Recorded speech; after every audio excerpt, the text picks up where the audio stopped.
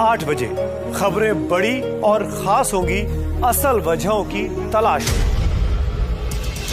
खुलेंगी परतें, जहन में उठे हर सवाल पर बात होगी।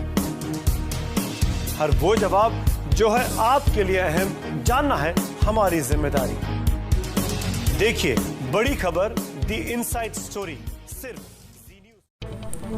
जनपद बाराबंकी भोजपुरी एक्टर अभिषेक तिवारी, ग्राम सूरतगंज, जिला बाराबंकी से न्यू कलाकार एक्टर अभिषेक तिवारी यह चाहते हैं औरों की तरह वह भी एक सिंगर बने। बचपन से उनकी ख्वाहिश है, छोटे बड़े से उनका सहयोग है कि आप लोग एक्टर अभिषेक तिवारी उम्र 12 साल तेजी से वायरल हो रहे हैं इस टाइम। अभिषेक तिवारी को अगर आप लोग इस तरीके से सहयोग देते रहे तो वह आगे अपने ज़िले का नाम रोशन कर सकेंगे। थाना मोहम्मदपुर काला, एडिटर शोम मिश्रा, काजल शर्मा।